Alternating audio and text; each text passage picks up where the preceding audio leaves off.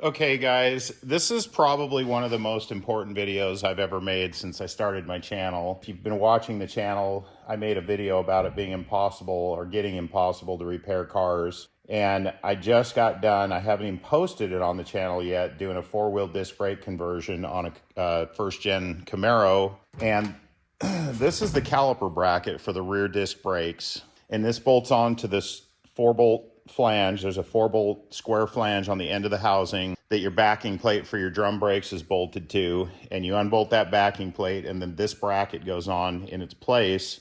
And the kit supplied these bolts. So you bolt through, it's got a nut on it, and it's bolted to the square flange on the end of your rear end housing. And this is your caliper bracket. Your caliper literally bolts to this bracket, and then you got your rotor. I was an hour away from giving this car back. I'm stretching a cord out to a van with a dead battery, and I hear this loud pop and then a jingle of metal. And I look over, I just happen to be walking by the back of the Camaro, and I look under the car, and this is laying under the car. You see that? So one of the caliper bolts, the bracket bolts, the supposedly grade 8 bolts. Do you remember the rod videos that Steve Morris did? And I did a video on it about rod bolts breaking in the box and all this nonsense. Well, I pulled the car in. I'm pretty much in panic mode at this point, and I'm thanking the Lord that it happened while it was still here. Can you imagine if this thing had hit the road and these brand new disc brakes, brand new caliper bracket bolts had popped? So I pull it in and I am checking the other bolts. And now keep in mind, I was not trying to tighten them. I was loosening them just to see how tight they were. So I went to the passenger side caliper bracket, and the first one that I grabbed with the wrench, I grabbed the nut with the box end wrench and pulled it in the loosening direction, did not even have a wrench on the head. And the head of the bolt popped as soon as I touched that nut. I've never seen a bolt break right there, ever. In my 40 plus years of doing this job, I have never, ever seen the head of a bolt pop off like that. This is terrifying. This is unbelievable how bad it's gotten. That this is the kind of stuff that we're dealing with. I'd be curious to tighten these back up in, a similar scenario and see how much it would take more to break these off. But 2 of the bolts broke off sitting there without even the car being in use yet or put out onto the street. And one of them literally broke right in front of me. It popped off the car, underneath the car, while I was walking past, thankfully, because that would have been a disaster. So, of course, I took all this garbage out. I'm sure it's all, offshore. Who knows what country it came from, but they're just lying to us. It's not heat treated or tempered or whatever the strengthening processes are that they have to do to make it right and to make it handle the load. They're just not doing it. There's just no shame in this industry anymore. It is unbelievable. I'm not going to mention which one, but about 35-ish years ago, when China was becoming a big thing, one of the major auto parts brands immediately jumped on the China bandwagon because they knew that they were going to be able to ride that wave and sell the parts for just barely undercut their competitors, but they were tripling or quadrupling or even quintupling their profit margins because they offshored everything to China. And I'll let you guys guess which auto parts retailer chain that was. And in the comments, I'll answer you if you're right. But that's the other thing that's frustrating about doing this YouTube stuff.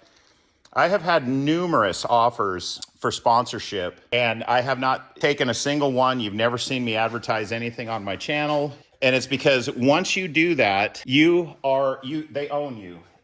You're going to have to do what they tell you if you want to get paid. And I don't want to be that guy. I've had a lot of crap in the comments about the oil videos that I've done. And I got news for you guys. There's oil out there that you've never even heard of. And it's way better than anything that you can get commercially, but we can't talk about that stuff. And I know there's popular guys and they have a lot of good information and they're way more popular than I am, but the stuff they're talking about, just take it with a grain of salt. We've worked with oil companies. I've sat at the table with the owners of oil companies. I've worked on the formulations with the oil companies. I've done all the dyno testing. We've tried all different oils. We've put every manufacturer's oil in those engines when we've tested them. We've tested motorcycle engines. We've tested 4-cylinders. We've tested pro stock engines. You name it, we've tested it. We know what works. We know what doesn't work. We know what commercially available oil is good. We know what's total garbage. It's just complete advertising. That's the only reason that oil is popular. And in most street stock applications, it'll be fine. You'll never know the difference until you do know the difference and your engine's worn out prematurely. But anyway, there's so much more that I can get into, but this whole industry has just turned into what just seems like a giant fraud. Just nothing's real anymore. Everyone is just cheating to get ahead, to make a buck, and the safety or the health of the end user, the consumer, and especially us, the techs, we are just getting absolutely hammered in the middle. We're having these jobs come back. We're having stuff fail before it even leaves. And we are busier than, we got stuff everywhere. We're going so fast. We're just jumping from job to job, trying to keep everybody happy and get their stuff done. But we are having just a heck of a time with parts quality, and it's not getting better. It's getting a lot worse. So anyway, I just mainly wanted to give you guys a heads up that even the bolts, you can't even trust the bolts anymore. One of the commenters in my comments section said he was torquing a set of rods on one of my recent videos. And he said one of the rod bolts broke and 7 or 8 of them yielded. And if you don't know what that means, it means the bolt stretched and it stayed stretched. It couldn't handle the torque. And he sent the bolts back. He was very methodical in his methodology. He sent the bolts back to ARP and told them exactly what he did and exactly what happened. And they sent him a new set of rod bolts, and those all torqued in and everything measured good on the stretch gauge, and he didn't have any problems with them. But man, you got to check stuff. We never checked that stuff in the old days. You just torqued up the rods and ran it, and you never had a problem. You never had failures like this. Check out my other video. Check out the one about the rods and the rods, breaking and the rod bolts breaking and rods supposedly having a shelf life. Bull crap. That is complete BS. They're just shilling for themselves and for the companies that make this stuff, because it would be horrifyingly expensive for these companies to have to go back and fix these people's expensive engines that they put together, and they had rod bolts snap before the engine even went in the car. Or they made the very first pass down the track and the engine catastrophically failed and kicked rods out of the motor. And it's all bolt failures. So anyway, that's my rant for today. Sorry to sound a little angry, but it's terrifying and it's infuriating at the same time what's happening.